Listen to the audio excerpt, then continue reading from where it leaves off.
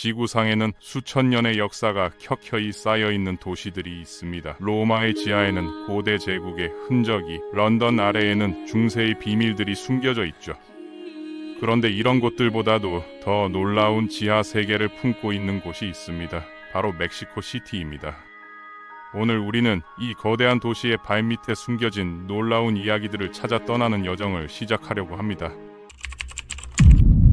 여러분이 상상하지 못했던 세계가 우리를 기다리고 있을 거예요. 한때 강력한 아즈텍 제국의 심장부였던 이곳에는 현재 2200만 명이 넘는 인구가 살아가고 있습니다. 북아메리카에서 가장 오래된 정착지를 꼽는다면 이곳을 빼놓을 수 없겠죠. 무려 8000년 전부터 사람들이 살기 시작한 곳이니까요. 테오티후아칸 호수 근처에 자리 잡은 이 도시의 역사는 정말 경이롭습니다. 유네스코 세계문화유산만 해도 3곳이나 되는 이곳은 정말 대비가 극명한 도시라고 할 수 있습니다. 첨단 현대식 건물들과 고대 문명의 유적들이 어깨를 나란히 하고 서 있는 모습을 볼 수 있거든요. 그렇다면 이제 본격적으로 지하 탐험을 시작해 보겠습니다. 도시의 가장 표면부터 차근차근 내려가면서 각 층에서 어떤 놀라운 발견들이 우리를 기다리고 있는지 살펴보겠어요. 지표면에서 5cm에서 20cm 정도 깊이에는 아스팔트나 콘크리트로 만들어진 도로 포장재가 있어요. 그 아래 40cm 지점까지는 도로의 안정성을 보장하고 물이 잘 빠지도록 하는 자갈층이 깔려 있습니다. 50cm 깊이까지는 기초를 평평하게 하고 배수 성능을 높이기 위한 모래 쿠션이 있죠. 60cm 지점에서는 전화와 인터넷을 위한 통신 케이블들을 만날 수 있습니다. 1m 정도 깊이에는 전력 공급선들이 매설되어 있습니다. 이런 전선들 중 일부는 지상에 설치되기도 하지만 안전 기준과 전선의 종류에 따라 최대 1m 깊이까지 땅속에 묻히기도 해요. 상수도관과 가스 공급선도 비슷한 깊이에 위치하고 있지만 약간의 차이는 있을 수 있습니다. 이렇게 층층이 쌓인 구조는 위치나 해당 인프라의 연식 그리고 여러 조건들에 따라 두께가 몇 미터씩 달라질 수 있어요. 현대적인 인프라를 지나면 이제 진짜 흥미로운 발견들이 시작됩니다. 1.5m 깊이까지 내려가면 신비로운 지하 구조물들을 발견하게 됩니다. 잘린 원뿔 모양의 공간들이 나타나는데 이것들은 정말 놀라운 유적이에요. 차풀테펙 공원 아래에 자리한 3000년 된 무덤들입니다. 이 유적지는 2023년에 국립인류학 및 역사연구소의 고고학자들이 발견했어요. 연구진들은 이 무덤들 중 5곳에서 인간의 유골을 찾아냈습니다. 4명의 여성과 1명의 남성이 모두 웅크린 자세로 묻혀 있었어요. 거꾸로 놓인 종 모양 때문에 이 무덤들은 보트령 무덤이나 벨 무덤이라고도 불립니다. 총 12개의 3000년 된 무덤이 발견되었는데 정말 경이로운 발견이죠. 그런데 이 매장지를 그렇게 특별하게 만드는 것은 무엇일까요? 차풀테펙 공원 자체가 이미 역사가 매우 깊은 곳이란 점부터 살펴보겠습니다. 자연 암석지대 한가운데 위치해 있는 이곳을 톨텍족은 메뚜기 언덕이라고 불렀어요. 나중에 서기 200년에서 900년 사이인 고전기에는 나우아트러로 차풀테펙이라고 불렸는데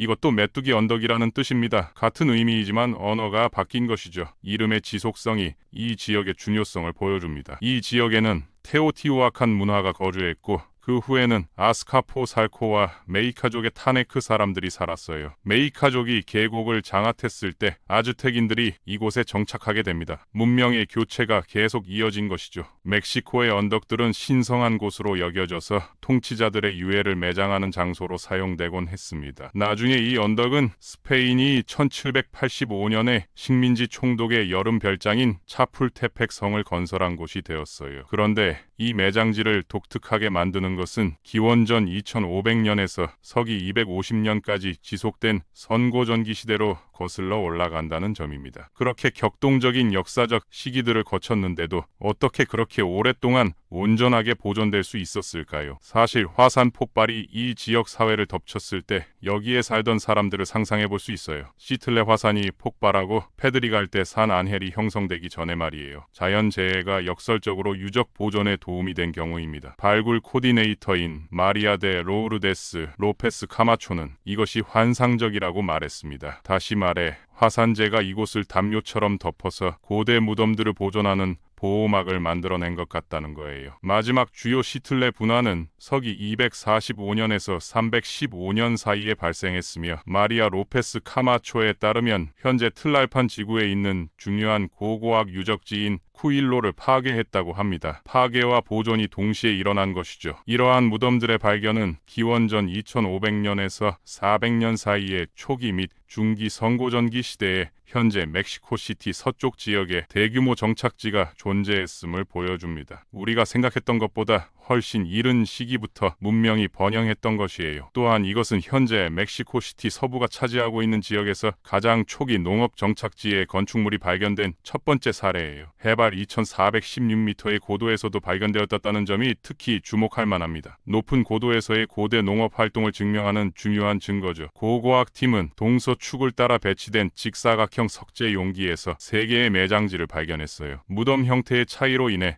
앞서 언급한 정착지가 선고전기 이후에도 오랫동안 존재했다는 결론을 내렸습니다. 고고학자들은 무덤에서 다양한 유물들을 회수했는데 일부는 매장 부장품으로 놓여진 것들이었어요. 이 모든 항목들은 국립역사박물관으로 보내져 차풀테펙 성에서 더 자세히 연구되고 있습니다. 현재 진행형 연구가 계속되고 있는 상황이죠. 이제 지하 멕시코시티를 더 깊이 탐험해 보겠습니다. 지표면 아래 약 5m 지점에서는 템플로 마요르에서 진행 중인 발굴 작업을 만나게 됩니다. 지표면에 가까운 곳에 있는 아즈텍의 신성한 구조물 단지에서 이미 테노치티틀란 중심부의 유적들을 감상할 수 있어요. 아즈텍의 고대 수도였던 이곳이 왜 템플로 마요르라고 불리는지 궁금하실 텐데요. 이것은 잃어버린 문명의 주요 사원을 뜻하는 스페인어 이름입니다. 아즈텍인들은 이곳을 우에이 테오칼리라고 불렀어요. 원래 이름과 현재 이름 사이에 언어적 변화가 흥미롭죠. 1980년 때까지 이곳의 존재를 아는 사람은 거의 없었고 흔히 그렇듯이 1978년에 우연히 발견되었습니다. 도시의 중앙 광장에서 2블록 떨어진 곳에서 전선을 매설하던 작업자들이 우연히 정교하게 조각된 석재 원반을 발견한 거예요. 그것은 절단되고 머리가 잘린 여성을 묘사하고 있었습니다. 그들은 즉시 자신들이 특별한 무언가를 발견했다는 것을 깨달았고 실제로도 그랬어요. 일상적인 공사 작업이 역사적 발견으로 이어진 놀라운 사례입니다. 고고학자들이 불려와서 원반에 있는 인물이 아즈텍의 여신인 코요샤오키라고 빠르게 확인했습니다. 그녀의 이름은 때때로 채색된 종 또는 뺨에 방울이 달린 자로 번역되는데 더 흥미로운 것은 그녀를 둘러싼 전설입니다. 코요샤오키는 아즈텍 수호신인 우이질로 포치틀리의 누이였는데 그녀가 어머니를 죽이려 했을 때 그가 그녀를 죽였다고 해요. 다소 강렬한 가족 드라마지만 그러한 피비린내 나는 행위는 고대 신앙 체계에서는 상당히 흔한 일이었습니다. 거대한 석재 원반의 발견은 결국 현대 멕시코시티의 중심에 있는 아즈텍의 주요 사원인 템플로 마요르를 발굴하게 된 일련의 놀라운 발견들의 시작에 불과했어요. 하나의 발견이 연쇄적인 고고학적 성과로 이어진 것이죠. 멕시코의 수도는 한때 위대한 아즈텍 제국의 심장부였던 또 다른 수도 테노치티틀란 부지 위에 지어졌습니다. 템플로 마요르는 아즈텍 수도에서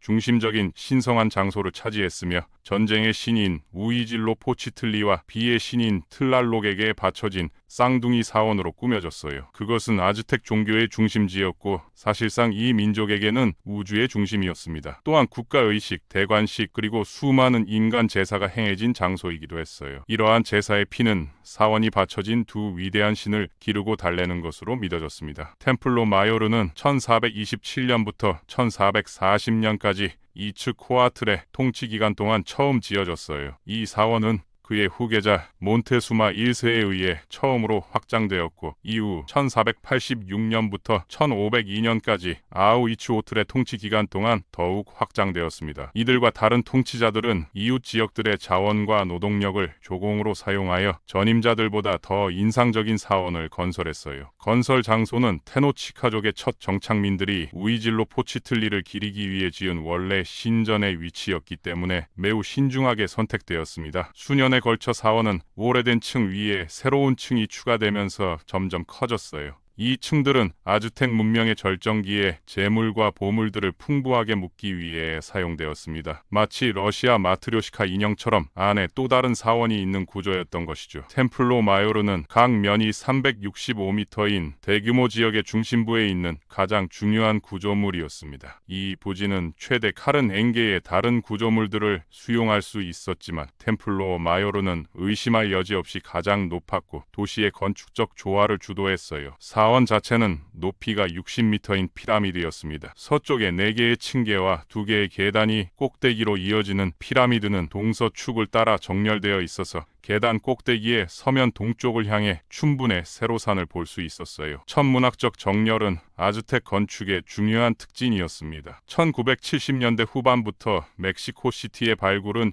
거의 지속적으로 이어져 왔습니다. 당국은 이러한 노력을 용이하게 하기 위해 해당 지역의 여러 건물들을 철거하기로 결정했어요. 결국 피라미드는 실제로 더 작은 이전 피라미드들 위에 각각 지어진 일련의 피라미드라는 것이 밝혀졌습니다. 1390년으로 거슬러 올라가는 원래 원시 플랫폼도 도심에서 발견되었어요. 시간의 층위가 건축물에서도 그대로 드러나는 놀라운 사례입니다. 고고학자들은 아즈텍인들이 높이 평가했던 태평양 거북이의 반짝이는 흑요석 껍질로 만든 거울과 귀중한 비취 터키석 가면을 포함하여 약 4만 개의 유물을 발견했습니다. 발견물들은 이전 발견보다 더 놀라웠어요. 잃어버린 제국의 엄청난 부를 증명하는 바다 건너에서 온 새로운 문명이 아즈텍의 유산을 묻어버렸습니다. 이제는 모든 의미에서 그 자체 아래에 묻혀 있는 거죠. 정복자들이 정복당한 문명 위에 새로운 도시를 건설한 역사의 아이러니가 느껴집니다. 발굴 과정에서 발견된 유물들은 아즈텍 문명의 정교함과 풍요로움을 보여줍니다. 멀리 태평양과 대서양에서 가져온 조개 껍데기, 중앙 아메리카에서 온 비취, 그리고 복잡한 금세공 기술로 만든 장신구들이 발견되었어요. 특히 인상적인 것은 아즈텍인들의 종교적 상징주의입니다. 발견된 조각상들과 부조들은 그들의 복잡한 신화 체계를 생생하게 보여주고 있어요. 각각의 신들이 가진 고유한 속성과 역할이 예술 작품을 통해 표현되어 있습니다. 현재도 발굴 작업은 계속되고 있으며 새로운 발견들이 지속적으로 이루어지고 있습니다. 최근에는 사원의 더 깊은 층에서 이전에 알려지지 않았던 의식 공간들이 발견되기도 했어요. 지금까지 멕시코시티 지하에 숨겨진 놀라운 역사들을 살펴봤는데요. 3000년 전의 고대 무덤부터